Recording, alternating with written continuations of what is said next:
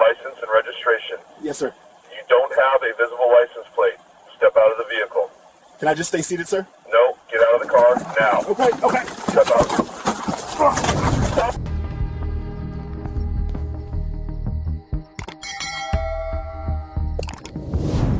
That's what the crime was worth.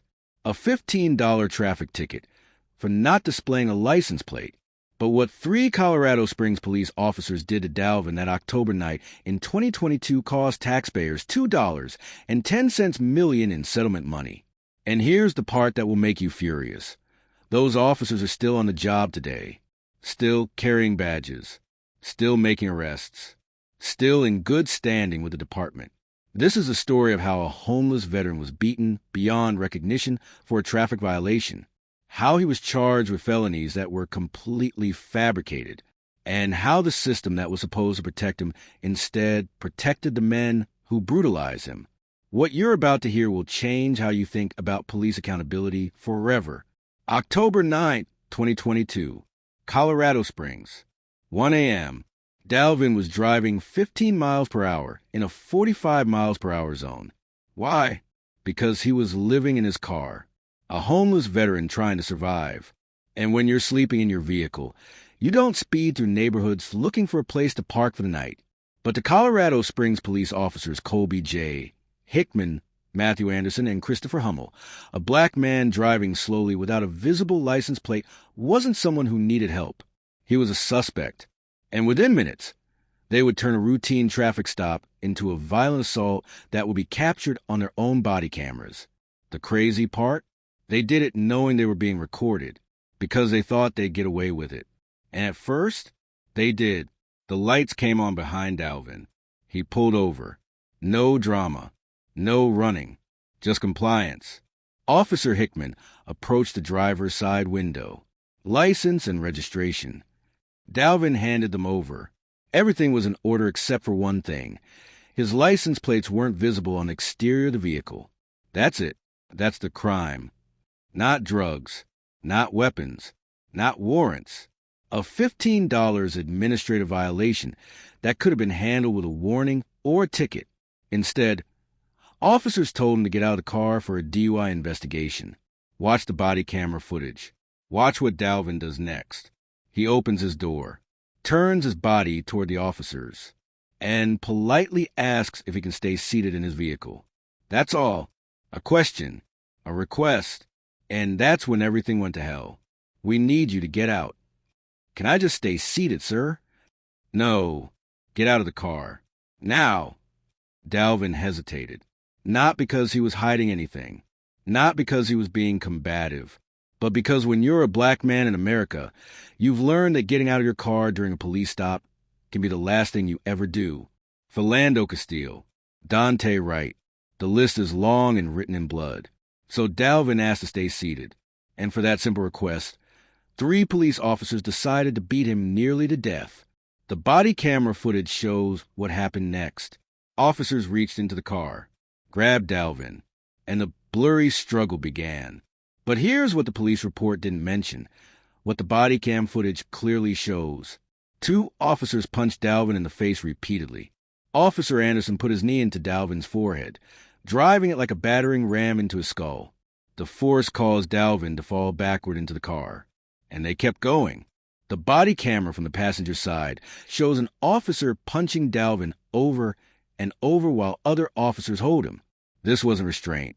This wasn't de-escalation. This wasn't officers fearing for their lives. This was rage.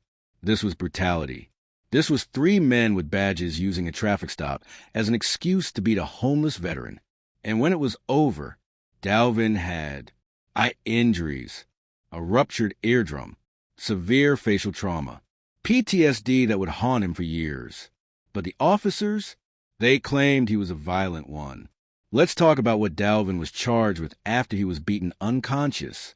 2 felony assault charges for allegedly assaulting police officers, obstructing a peace officer, for not complying quickly enough, resisting arrest, for asking to stay seated, DUI, even though he wasn't drunk, for criminal charges.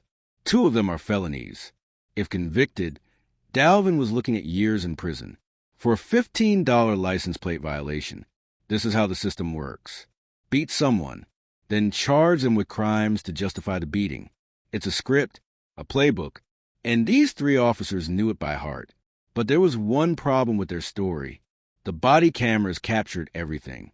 After the incident, the Colorado Springs Police Department conducted an internal review. You know what they found? Officers Hickman, Anderson, and Hummel had followed department policy on the use of force. Let me say that again. Beating a man beyond recognition for asking to stay seated was within policy. Think about that. A ruptured eardrum?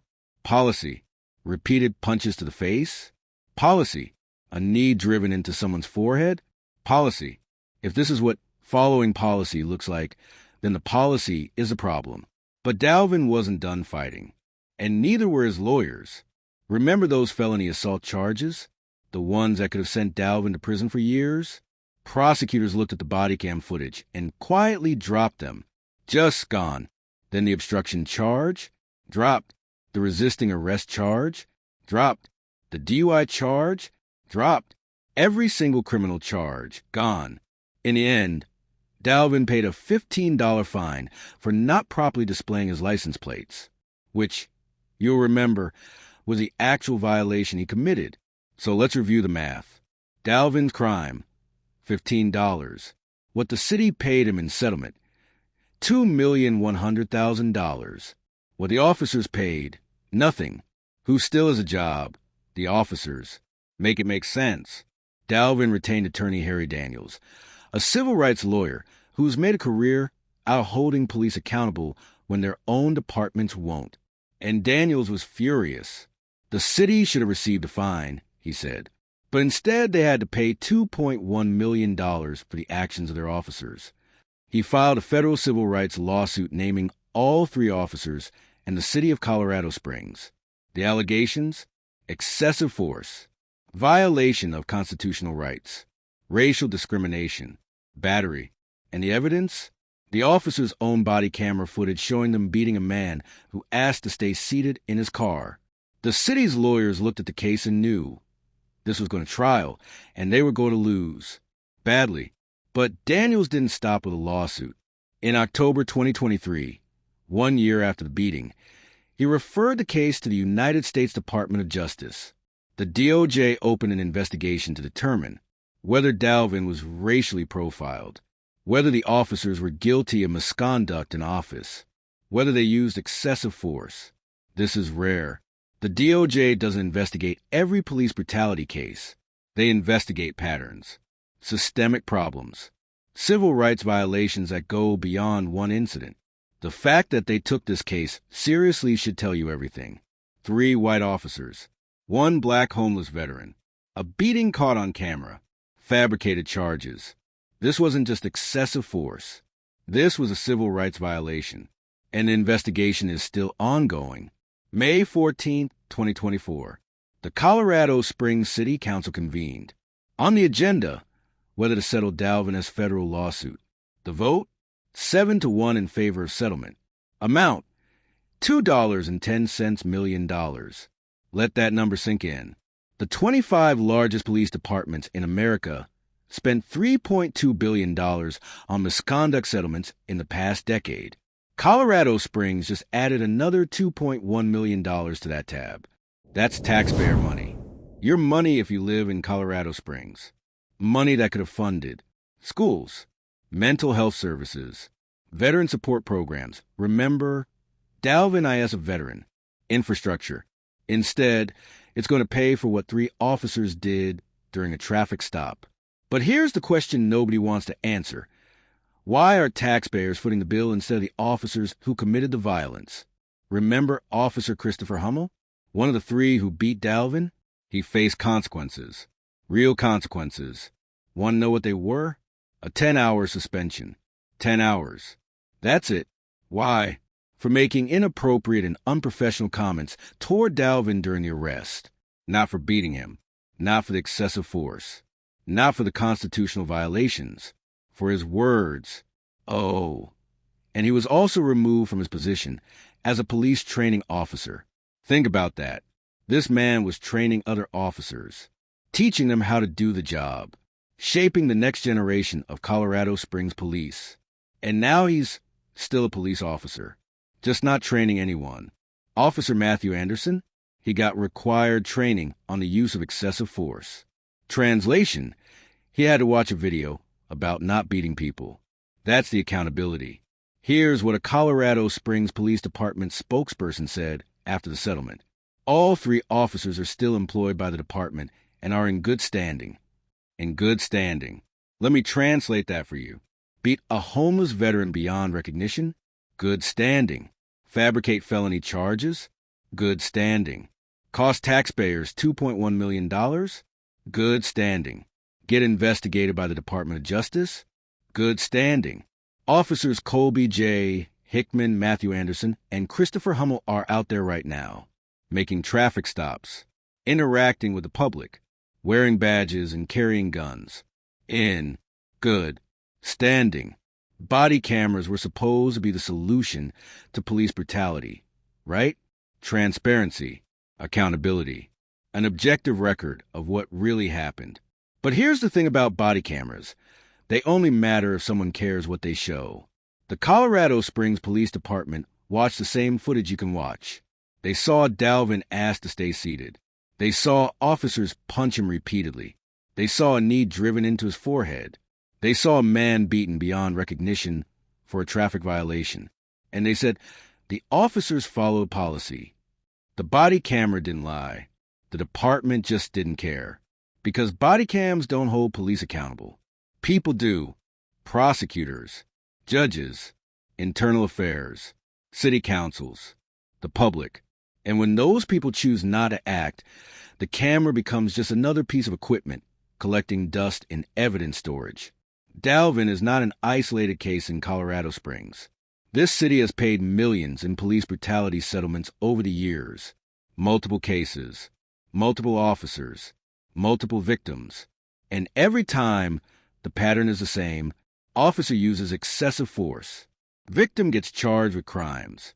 Body cam footage contradicts police report. Charges get dropped.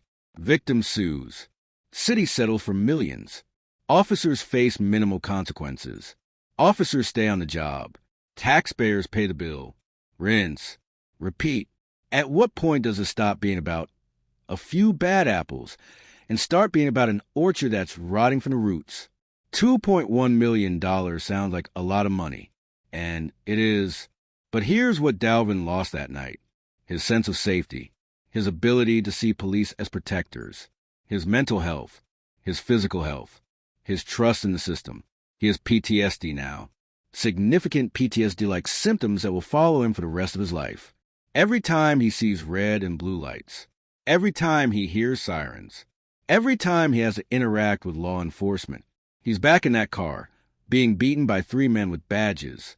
You can't put a price tag on that.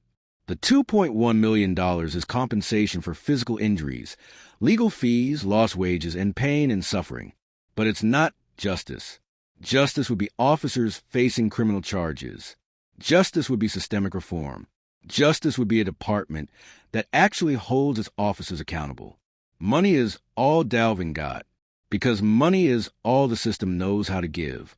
After the settlement was announced, Dalvin's attorneys released a statement, and it was powerful. The settlement should stand as a warning to all those who think their badges entitle them to brutalize the men and women they've sworn to protect and serve. You are not above the law, and if your own department refuses to hold you accountable, we will. Read that again. If your own department refuses to hold you accountable, we will. This is where we are in America. Police can't be trusted to police themselves. So lawyers have to do it through civil lawsuits, not criminal prosecution, not internal discipline, not firing. Lawsuits, money, hitting the city's budget until reform becomes cheaper than settlements. That's the only language the system seems to understand. Dalvin served his country. He's a veteran. He wore the uniform. He took an oath to defend America. And when he came home, when he fell on hard times and ended up homeless, living in his car, 3 police officers beat him nearly to death for driving slowly without a visible license plate. This is how we treat veterans in America. This is how we treat people experiencing homelessness. This is how we treat black men who dare to ask a question during a traffic stop. The irony is devastating. Dalvin swore to protect and serve America, and the men who swore to protect and serve Colorado Springs nearly killed him. The settlement is done. The money is paid. But Dalvin and his attorneys aren't finished. They're still cooperating with the Department of Justice investigation, because this isn't just about one beating.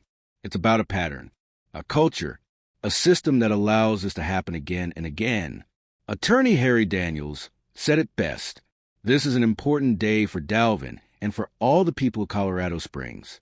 But that doesn't mean the fight is done. The DOJ investigation could lead to federal charges against the officers, a consent decree forcing department-wide reforms, pattern and practice findings that transform how Colorado Springs polices its citizens. Or it could lead to nothing, because even federal investigations don't always result in accountability. But the fight continues. Here's the question this case forces us to confront. If beating a homeless veteran beyond recognition, fabricating felony charges, costing taxpayers $2.1 million, and getting investigated by the Department of Justice doesn't get you fired, what does? What line do you have to cross as a police officer before you lose your job? What level of brutality is finally too much? What pattern of misconduct makes you unemployable?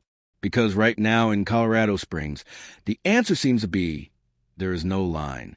Officers Hickman, Anderson, and Hummel are still on patrol, still making stops, still interacting with vulnerable people, still in good standing. And that should terrify every single one of us. Because the next Dalvin might not survive. The next homeless veteran might not get a settlement. The next black man might not have body camera footage to prove what happened. And these three officers will still be out there making traffic stops with the full backing of their department. This case isn't closed. The fight for accountability continues. Dalvin got $2.1 million, but he didn't get justice. Justice would be officers in prison. Justice would be meaningful reform. Justice would be a department that actually protects and serves all its citizens, not just the ones who look a certain way or have a certain address. Until that happens, these stories will keep happening. The settlements will keep growing, and taxpayers will keep footing the bill for brutality they didn't commit. The only question is, how much more will we tolerate before we demand real change? Like, if you believe these officers should have been fired, subscribe for more stories exposing police brutality. Comment. What consequences should officers Hickman, Anderson, and Hummel face? Let's make some noise about this, because silence is complicated. And Dalvin deserves more than money. He deserves justice. We all do.